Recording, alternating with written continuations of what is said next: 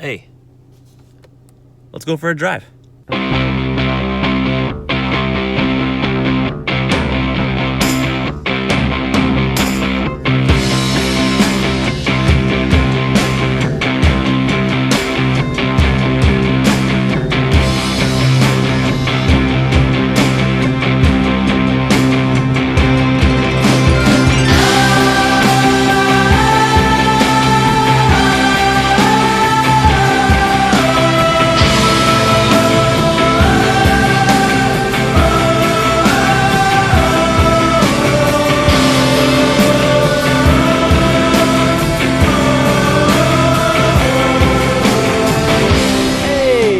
Catalyst, it's Kyle, and I'm outside going on a little walk, and I thought we'd go on a walk together. I'll do a little walk and a little talking, and we'll do that both at the same time. So in Proverbs chapter 2, verse 15, it talks about how these little foxes destroy the vine. And it's kind of a cute thing, right? Little baby foxes, look at that. It'll be on the screen. Aww. So here's the thing. How does the fox destroy the vine? Good question, I'm glad you asked.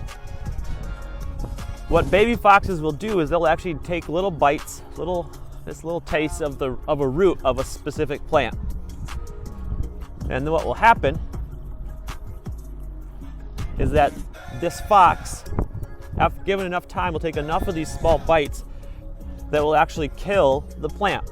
How does this happen? Small bites at a time. Compromise, right? That's kind of our thought that we're going to think about today. And you see the roots will actually send the nourishment to the rest of the plant. And if enough of the root gets destroyed, the plant can't survive.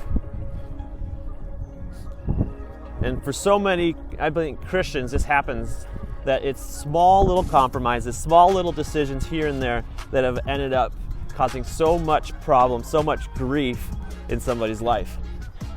And so last week we talked about Shadrach, Meshach, and Abednego and how they got taken from Israel to the kingdom of Babylon. Well, this week we're going to talk about Daniel and how he got taken from Israel to Babylon. They were actually taken in the same time.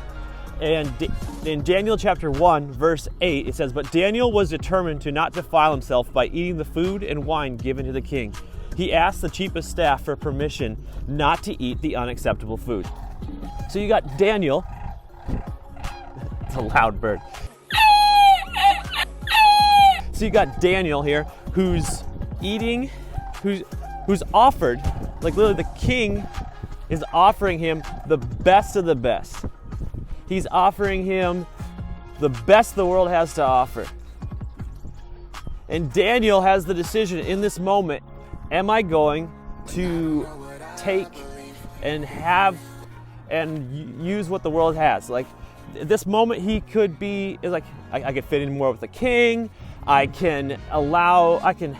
This could be a great thing for me. I can have a lot of power. And he can even self-talk him into, hey, look at all the good I could do if I make this small choice, this small compromise. Because for Daniel, he was offered food that in his custom and in his culture, he wasn't supposed to eat.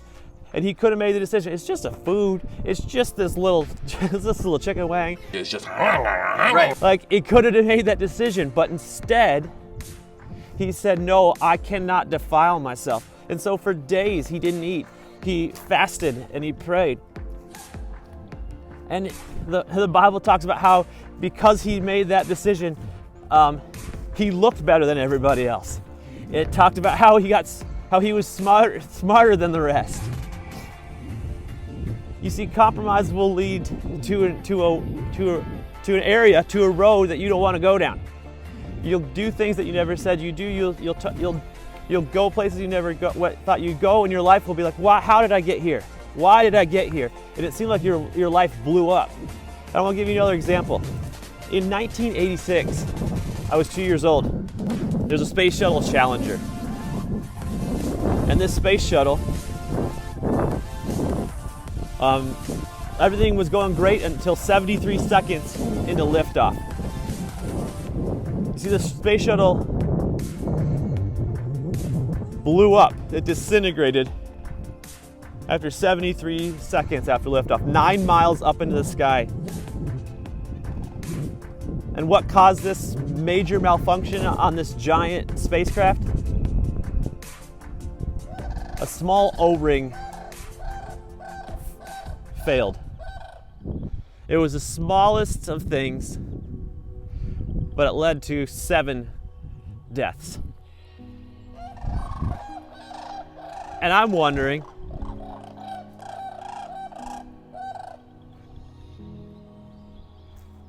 are there areas in your life that we've compromised? And maybe they've started off small. Maybe it's like I was going to do a Bible reading plan. You know, I'm going to read, I'm going to do my devos every day. I'm going to get into God's Word. And then it was one day you missed, then it's been 2 days, and then it's been the entire quarantine. Right? It's a small compromise. Maybe it was, I'm going to pray every single day. I'm going to talk to God. And you can't remember the last time you prayed. You see, that's a small compromise.